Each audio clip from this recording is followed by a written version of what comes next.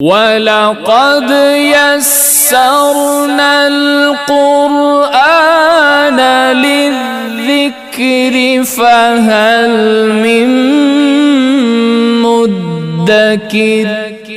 قرآن نے کہا یا بنی اسرائیل اذکروا نعمتی التی انعمت علیکم،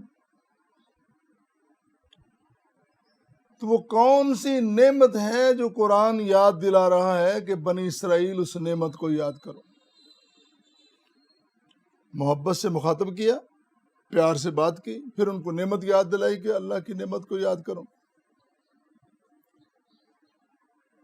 نعمتیں تو اتنی زیادہ ہیں، جس طرح قرآن کہتا ہے کہ اگر تم شمار کرنا چاہو لا تحصوہا، تم ان کو شمار نہیں کر سکتے، اتنی اللہ تعالیٰ کی نعمتیں ہیں۔ بحیثیت انسان، عام انسان کے۔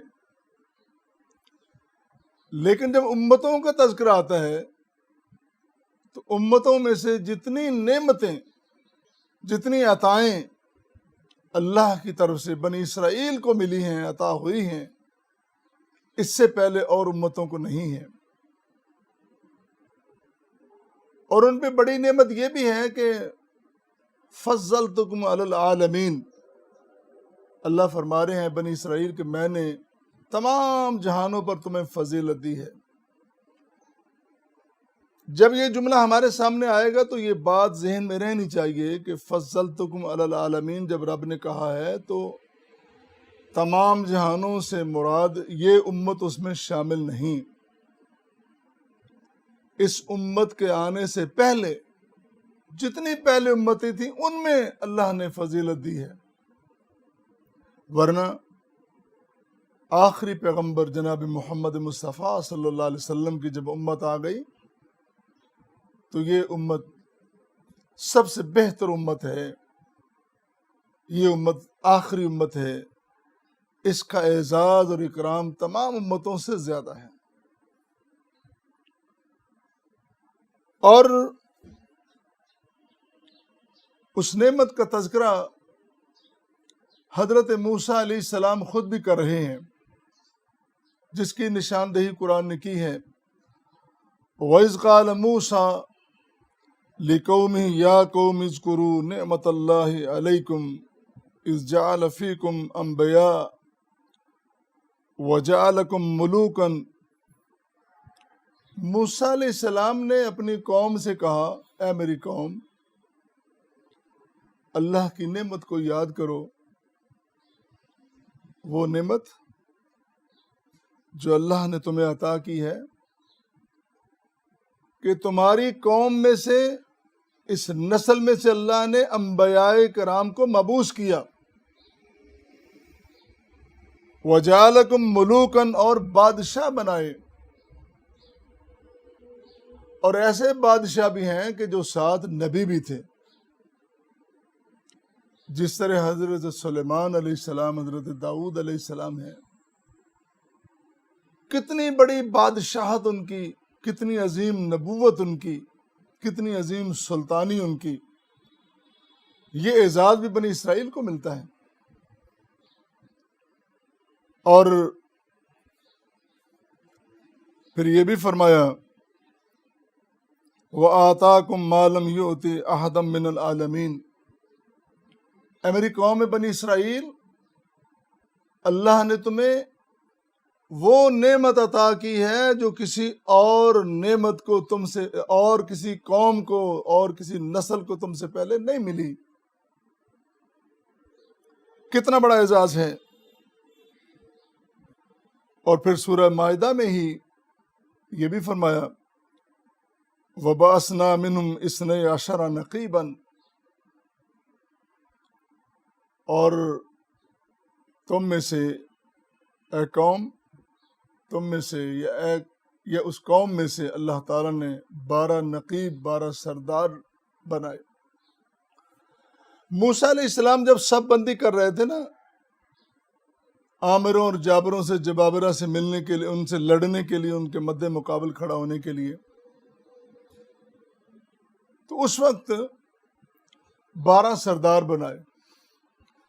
ویسے بھی یعقوب علیہ السلام کے 12 بیٹے تھے، تو وہ ایک تفریق، ایک امتیاز کہہ لیں، ایک تقسیم چلی آ رہی ہے۔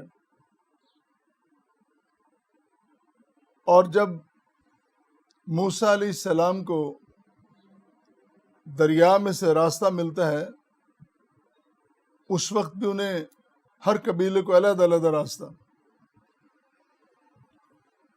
پھر جب پتھر سے پانی نکلتا ہے تو 12 چشمے جاری ہوتے ہیں۔ لیکن جب موسیٰ علیہ السلام ان کی صف بندی کر رہے تھے، ایک سردار کو یہ قافلہ اس طرح ان کی تقسیم ہو رہی کہ فلاں کمانڈر ہے، فلاں کمانڈر ہے، اور ان کو پھر یاد دلایا جا رہا ہے کہ تم کتنے عظیم ہو۔ لیکن بدقسمتی یہ ہے کہ وہ قوم جتنا اس کو اعزاز ملا اتنی بزدل ہے۔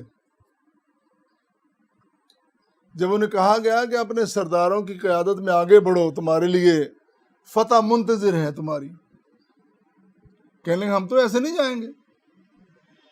اپنے رب سے کہو کہ پہلے وہاں کے طاقتوروں کو نکال دیں، پھر ہم جائیں گے، ہم لڑنے والے تھوڑے ہیں۔